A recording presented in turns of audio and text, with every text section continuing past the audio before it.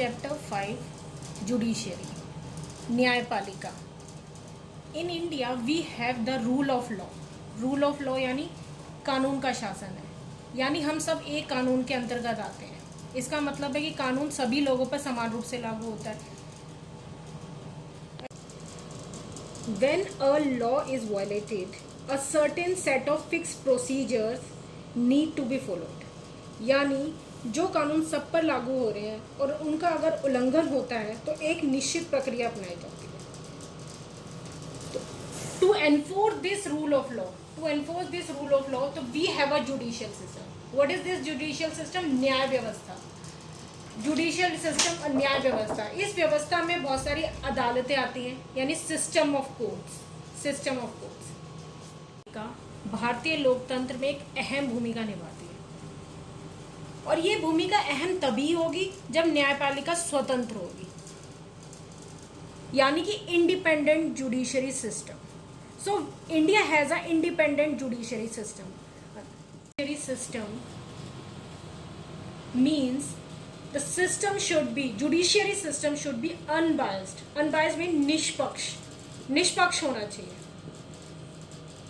it means it should be free from the pressure of any other organs like executive and legislative। role of judiciary यानी न्यायपालिका की क्या भूमिका होती है। अब जैसा कि हम जानते हैं कि न्यायपालिका अदालतों के जरिए कार्य करती है, तो हमारी अदालतें किन किन मामलों मतलब किन विवादों का निपटारा करती है। तो उसके अंदर हमने जो अदालतों के कार्यों को या न्यायपालिका के कार्यों को 3 भागों में विभाजित किया है। पहला है विवादों का निपटारा, meaning dispute resolution. Second one is न्यायिक समीक्षा, judicial review. Third one is कानून की रक्षा और मौलिक अधिकारों का क्रियान्वयन, upholding the law and enforcing the fundamental rights. न्यायपालिका होती है किस तरह के झगड़ों का निपटारा करती है कि कोई 2 नागरिक हैं, ये नागरिकों के बीच में कोई झगड़ा है, उन विवादों का निपटारा करेगी। नागरिक व सरकार या 2 राज्य सरकारों के बीच में झगड़ा है, या केंद्र और राज्य सरकार के बीच में कोई विवाद हुआ है, तो उन मामलों का निपटारा हमारी न्यायपालिका करेगी। दूसरा जो न्यायपालिका की भूमिका है वो है न्यायिक समीक्षा यानी जुडिशियल रिव्यू। तो जो संविधान की व्याख्या का मुख्य अधिकार जो है वो न्यायपालिका के पास है। न्यायपालिका डिसाइड करती है, निर्णय लेती है कि कोई भी कानून क्या वो हमारे संविधान के अंतर्गत आ भी रहा है कि नहीं आ रहा। अगर उसको लगता है कि कोई भी कानून कोई भी ऐसा कानून हमारे संविधान से बाहर जा रहा है, तो उसके लिए वो जुडिशियल रिव्यू यानी न्यायिक समीक्षा के लिए कर सकती है। तीसरा है कानून की रक्षा और मौलिक अधिकारों का क्रियान्वयन। अगर किसी सिटीजन को यानी किसी नागरिक को ऐसा लगता है कि उसका जो मौलिक अधिकार उसे नहीं मिल रहा, तो वो अपनी मौलिक अधिकारों की रक्षा के लिए न्यायपालिका यानी कोर्ट अदालतों का दरवाजा खटखटा सकता है और अपने हक के लिए न्यायपालिका के पास जा सकता है। स्ट्रक्चर ऑफ कोर्ट्स, अदालत की संरचना। हमारे देश में 3 अलग अलग स्तरों पर अदालतें होती हैं। निचले स्तर पर बहुत सारी अदालतें होती हैं और सबसे ऊपरी स्तर पर सिर्फ एक अदालत होती है, सर्वोच्च न्यायालय।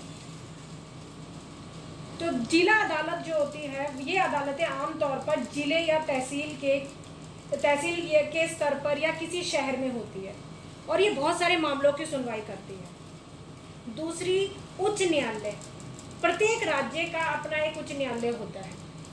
और देश की सबसे बड़ी अदालत होती है सर्वोच्च न्यायालय। ये देश की सबसे बड़ी अदालत है और जो नई दिल्ली में स्थित है, और इसका मुखिया जो होता है मुख्य न्यायाधीश होता है।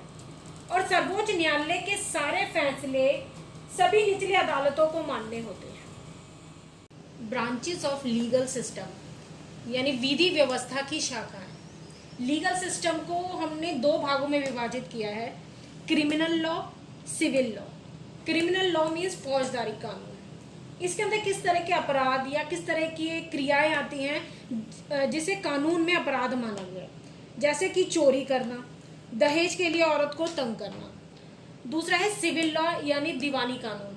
इसका संबंध व्यक्ति विशेष के अधिकारों के उल्लंघन से, यानी किसी के अगर व्यक्ति के अधिकार किसी ने जबरदस्ती छीनने की कोशिश की है, जैसे जमीन की बिक्री, चीजों की खरीदारी, किराया, तलाक आदि। दूसरा, फौजदारी कानून में सबसे पहले एफआईआर दर्ज कराई जाती है, जिसे बोलते हैं प्राथमिकी।